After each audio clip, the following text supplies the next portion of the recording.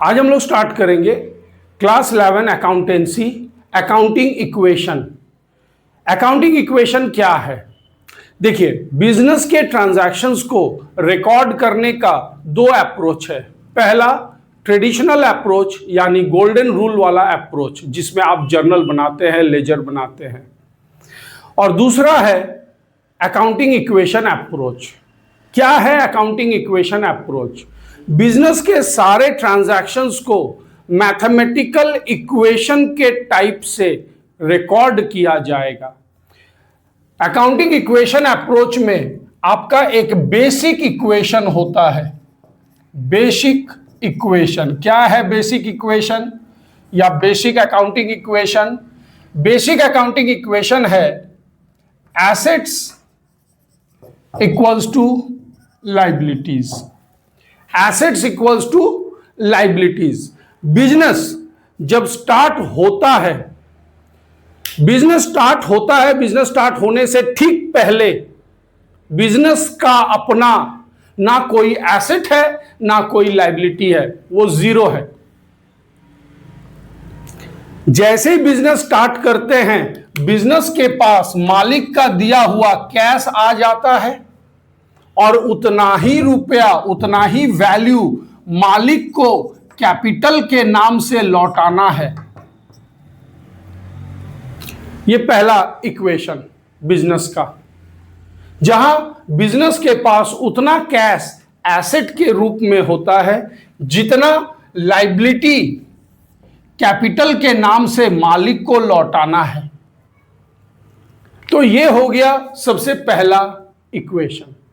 अब basic accounting equation क्या है? बेसिक अकाउंटिंग इक्वेशन है assets equals to liability capital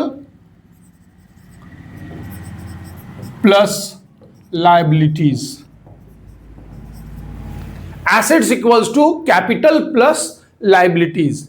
business के पास कैश आया जो मालिक ने दिया, फिर बिजनेस ने क्रेडिटर से, उन लोगों से जिनसे वो होलसेलर, जिनसे वो उधार सामान खरीदता है, उन्हें क्रेडिटर कहेंगे।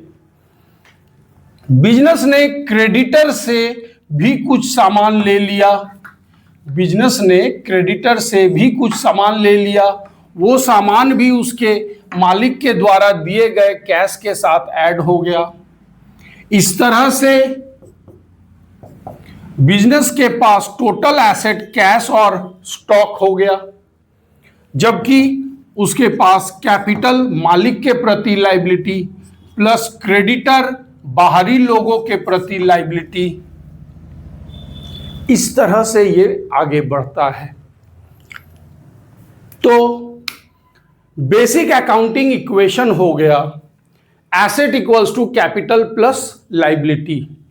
पहले बिजनेस में मालिक के प्रति लाइबिलिटी बनता है जो वो बिजनेस में कैश इन्वेस्ट किया, फिर बाहरी लोगों से लाइबिलिटी लिया जो बिजनेस में स्टॉक वगैरह आया, और इस तरह से ये आगे बढ़ता चला जाएगा। इस पार्ट पे बाद में जाएंगे। सबसे पहले basic equation, basic accounting equation को समझते हैं। आपके पास हमेशा जितने एसेट्स होंगे 10,000, ये कैपिटल यानी मालिक और लाइबिलिटीज यानी बाहरी लोग, इन दोनों से मिलकर ही बना है। जैसे मान लीजिए मालिक ने 7,000 कैपिटल इन्वेस्ट किया है और बाहरी लोगों से आपने 3,000 उधार लिया है, तो इस तरह से ये 10,000 आपके एसेट्स कैसे बने हैं? मालिक से और बाहरी लोगों से लेकर बना है। अब ये आपका बेसिक अकाउंटिंग इक्वेशन है। अब आपको क्वेश्चन दे देगा, एसेट पता नहीं, क्वेश्चन नंबर 1, एसेट पता नहीं जबकि आपका कैपिटल 7,000 है और लाइबिलिटी 3,000 है, बताओ एसेट कितना होगा? आप कैलकुलेट कर लेंगे। 7 + 3 10,000 एसेट होगा। नंबर 2, इसी को ब्रेक करेगा। एसेट 10,000 है, कैपिटल पता नहीं, आउटसाइड लाइबिलिटी 3000 है, बताओ कैपिटल कितना था। तो 10,000 माइनस 3,000 आप पता कर लिए, आपका आंसर कैपिटल 7,000 है। नंबर 3, एसेट बता दिया 10,000, कैपिटल बता दिया 7,000, लाइबिलिटी कितना है बताओ। ठीक है, 10,000 माइनस 7,000 आप पता कर लिए, आपका आंसर 3,000 आपके लाइबिलिटीज है। जो ब्रैकेट में दिया है वो आंसर है। क्वेश्चन मार्क मतलब दैट इज नॉट गिवन, ये आपको फाइंड आउट करना है। तो ये आपका 1 मार्क्स का क्वेश्चन बनता है, जिसमें आप जानते हैं A equals to B plus C, ABC, A equals to B plus C, anyone is not given and they are in a relation। तो आप उस रिलेशन की मदद से जो अननोन है उसे आप पता कर लेंगे। Asset equals to capital plus liability, ये आपका बेसिक इक्वेशन है, ये हमेशा ऐसा ही रहेगा। एसेट यानी वो सारा चीज जो बिजनेस के पास है, वो सारा चीज या तो मालिक से मिला है या फिर बाहरी लोगों से मिला है। तो ये हो गया बेसिक अकाउंटिंग इक्वेशन। एक स्क्रीनशॉट ले लीजिए, फिर इसका नेक्स्ट पार्ट बताते हैं। ये तो था बेसिक अकाउंटिंग इक्वेशन। अब ग्रेजुअल रिकॉर्डिंग। ग्रेजुअल रिकॉर्डिंग मतलब क्या कहना चाहते हैं, जैसे जैसे ट्रांजैक्शन होगा वैसे वैसे उसे रिकॉर्ड करते जाना। अकाउंटिंग इक्वेशन में ये काम कैसे होगा, अकाउंटिंग इक्वेशन में ग्रेजुअल रिकॉर्डिंग कैसे करेंगे। तो सबसे पहले आप अपना बेसिक अकाउंटिंग इक्वेशन को ऊपर ले लीजिए। उससे पहले फॉर्मेट रेडी कर लेते हैं।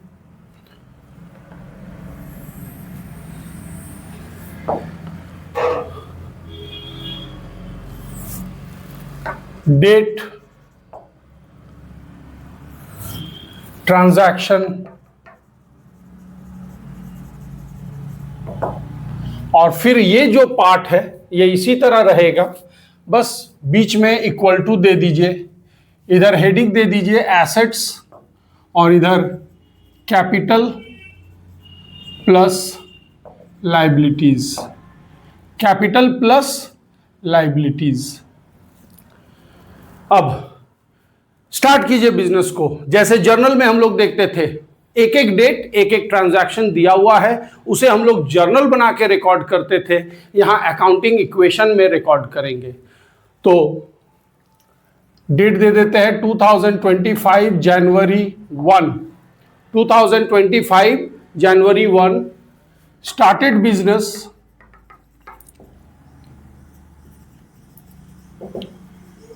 with cash 50,000, started business with cash 50,000। तो यहां क्या हुआ, फिलहाल बिजनेस स्टार्ट हो रहा है, अभी स्टार्ट नहीं हुआ है। तो बिजनेस के पास अभी स्टार्ट होने से ठीक पहले ना कोई एसेट है ना कोई लाइबिलिटी है, 0 इक्वल टू 0। अब बिजनेस स्टार्ट हो रहा है तो बिजनेस में एसेट आ रहा है कैश के नाम से, कैश के नाम से बिजनेस में एसेट आ गया 50,000, कैश आ गया बिजनेस में। और ये कैश किसने दिया, ओनर ने दिया, जिसे ये पैसा बाद में लौटाना है।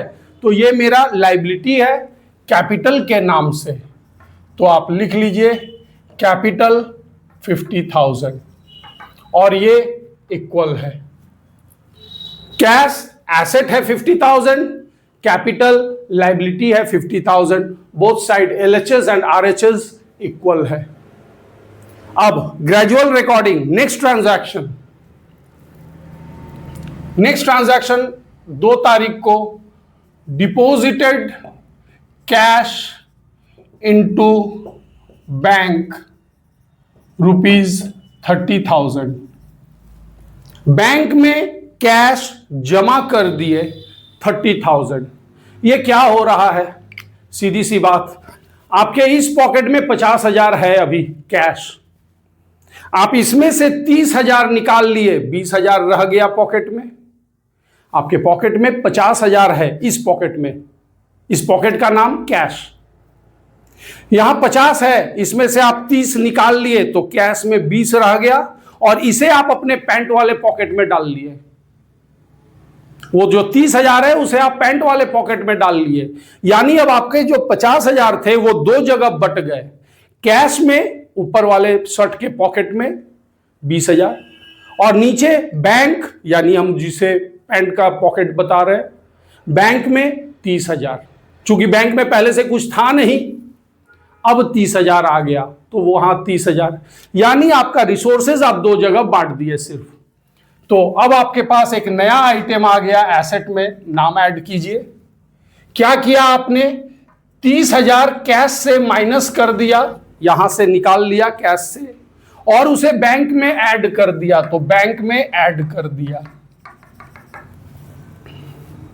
आपका ट्रांजैक्शन है डिपॉजिटेड कैश इनटू बैंक, मतलब कैश से 30,000 निकाल लिए और बैंक में 30,000 डाल दिए। अब यहां दो ट्रांजैक्शन होने के बाद अब आपको यहां अंडरलाइन करना है थ्रू आउट, और अब लिखना है यहां न्यू इक्वेशन। देखिए ये था first equation, 50,000 cash equal to 50,000 capital, ये था फर्स्ट इक्वेशन। दूसरा ट्रांजैक्शन करने के बाद वो जो इक्वेशन था वो तुरंत बदल गया और क्या बन गया? New equation. न्यू इक्वेशन बन गया cash 20,000 plus bank 30,000। Liability side में आपने कोई एक्टिविटी देखा नहीं है, कोई एक्टिविटी रिकॉर्ड हुआ नहीं है, तो इधर अनटच्ड रहेगा, यानी जैसा था वैसा ही ये रह जाएगा, कैपिटल 50,000। और आप देख सकते हैं 20 plus 30 50 equal to 50, equation balanced. LHS equals to RHS। अब न्यू इक्वेशन मिलने के बाद आप नेक्स्ट ट्रांजैक्शन को रिकॉर्ड करेंगे फिफ्थ 5 तारीख को नया इक्वेशन, purchased goods for cash. Purchased goods for cash 10,000।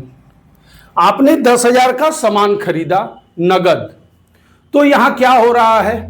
आपका कैश 10,000 जा रहा है, बदले में गुड्स, जिसे यहां हम लोग जर्नल में हम लोग गुड्स को परचेज सेल्स नाम देते थे, यहां हम लोग गुड्स को नाम देंगे स्टॉक। सॉरी, अकाउंटिंग इक्वेशन में गुड्स को हम लोग नाम देंगे स्टॉक। तो यहां कैश जा रहा है और एक नया आइटम स्टॉक ऐड हो रहा है। तो 10,000 कैश चला गया और नया आइटम स्टॉक आ गया 10,000। ट्रांजैक्शन रिकॉर्ड हो गया।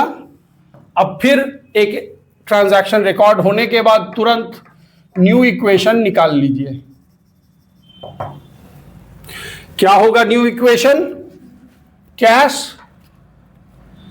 20,000 में से 10,000 चला गया 10,000, बैंक अनटच्ड है तो जैसा था वही रहेगा, प्लस स्टॉक आ गया 10,000 equals to capital side, liability side untouched है तो जो था जैसे था वैसे ही रह जाएगा, आगे आ जाएगा। तो ये हो गया आपका न्यू इक्वेशन। अब 10 तारीख को next transaction, sold goods for cash rupees, sold goods for cash rupees 8,000, costing rupees 6,000। Goods जिसका कॉस्ट था 6,000 उसे आपने बेच दिया 8,000 में, यानी आपको प्रॉफिट हुआ है 2,000। गुड्स जिसका कॉस्ट 6,000 को आपने बेच दिया at a value of 8,000, profit हुआ 2,000। आपका गुड्स चला गया यानी स्टॉक कम हो गया। कितना स्टॉक गया? कॉस्टिंग, जो स्टॉक का कॉस्ट है वो आप स्टॉक से माइनस कीजिए। जितने में आपने बेचा, द सेलिंग प्राइस, जो पैसा आपको मिला है 8,000, वो आपका कैश में ऐड हो जाएगा। पैसा आया है 8,000 बेचने पर, तो कैश में ऐड हो जाएगा। और जो डिफरेंस प्रॉफिट है तो कैपिटल में ऐड होगा। अगर लॉस होता तो कैपिटल में माइनस हो जाता। प्रॉफिट होगा तो कैपिटल में ऐड होगा, लॉस होगा तो कैपिटल से माइनस होगा। तो ये हमारा कैश सेल्स का रिकॉर्डिंग हो गया। अब फिर से न्यू इक्वेशन कर लीजिए। न्यू इक्वेशन पता कीजिए। 10,000 कैश था, माल बेचकर 8,000 आया, तो अब हमारे पास कैश हो गया 18,000। बैंक में जो 30,000 था अनटच्ड है वही रहा। स्टॉक हमारे पास था 10,000 का, जिसमें से 6,000 कॉस्ट का स्टॉक हमने सेल कर दिया। वो स्टॉक चला गया 10,000 में से, तो अब बच गया 4,000 का स्टॉक। कैपिटल 50,000 था और इस ट्रांजैक्शन में 2,000 का प्रॉफिट हुआ, यानी अब कैपिटल हो गया 52,000। ऐड करके देख लीजिए। 18 + 30 48, 48 + 4 52। स्टॉक था 10,000, जिसमें से चला गया 6,000, रह गया 4,000। अब आज के इस सेशन में, आज के इस वीडियो में हम लोग देख रहे हैं accounting equation, gradual recording, simple. First example देख रहे हैं। इसमें हम लोग कैश परचेज और कैश सेल्स देख रहे हैं। उससे पहले हम लोग स्टार्टेड बिजनेस और डिपॉजिटेड कैश इनटू बैंक देख लिए, फिर देख लिए कैश परचेज, कैश सेल्स। अब हम लोग इसमें ड्राइंग्स देख लेते हैं और सैलरी कमीशन, एक एक्सपेंस और एक इनकम देख लेते हैं। तो सबसे पहले अब ड्राइंग्स कर लेते हैं। 15 तारीख को withdrew from bank for private purpose, personal expense ₹5,000। 5,000 अपने निजी घरेलू आवश्यकताओं के लिए बैंक से निकाले हैं। तो बैंक से निकाले हैं तो बैंक से पैसा कम हो जाएगा, बैंक में पैसा कम हो जाएगा, बैंक से अमाउंट माइनस हो जाएगा। और ये किसने निकाला है? अपने जरूरत के लिए मालिक ने निकाला है। तो मालिक ने जितना दिया था, मालिक जितना बिजनेस से पाता है, उसमें से 5,000 वो ले लिया, तो कैपिटल से माइनस हो गया। बैंक से पैसा निकला तो बैंक से माइनस, और ये मालिक ने लिया है तो मालिक से माइनस। अब आप इसका न्यू इक्वेशन निकाल लीजिए।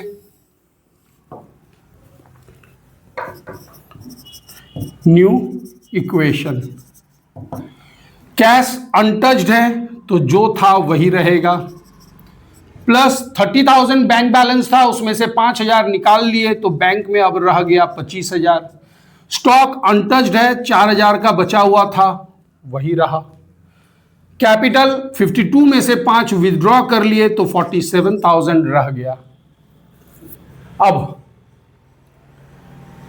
20 तारीख को पेड सैलरी टू वर्कर ₹2,000। अपने यहां जो वर्कर काम कर रहा है उसे हमने सैलरी दिया। सैलरी दिया, इसके दो एस्पेक्ट है, एक पैसा गया और दूसरा मेरा खर्चा हुआ।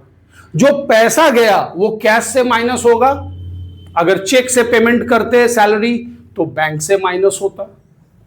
तो यहां चेक पेमेंट के बारे में कुछ कहा नहीं है, तो हम इसे कैश पेमेंट समझेंगे, कैश से माइनस होगा। तो पहला एस्पेक्ट, सैलरी पेमेंट किए, कैश गया तो कैश से माइनस होगा। और दूसरा एस्पेक्ट, ये बिजनेस का एक्सपेंस है, जो भी बिजनेस का एक्सपेंस होगा वो कैपिटल से माइनस होगा। एक बार दोहरा लेते हैं। कैपिटल में क्या होगा?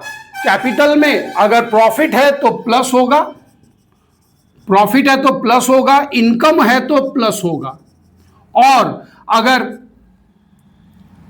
लॉस है तो माइनस होगा, लॉस है तो माइनस होगा, और अगर एक्सपेंस है बिजनेस के लिए तो भी वो कैपिटल से माइनस होगा। ये हो गया इफेक्ट ऑन कैपिटल, ये हो गया इफेक्ट ऑन कैपिटल। प्रॉफिट या इनकम है तो वो प्लस होगा, लॉस या एक्सपेंस है तो वो माइनस होगा। तो चलिए यहां सैलरी दिए 2000, तो कैश से माइनस हुआ 2000 क्योंकि कैश गया है, और ये एक्सपेंस हुआ है बिजनेस का, तो हम लोग देखे हैं कैपिटल पे इफेक्ट एक्सपेंस माइनस होगा, माइनस कर दिए। चलिए न्यू इक्वेशन ले लेते हैं, थ्रू आउट अंडरलाइन कर दीजिए। New equation,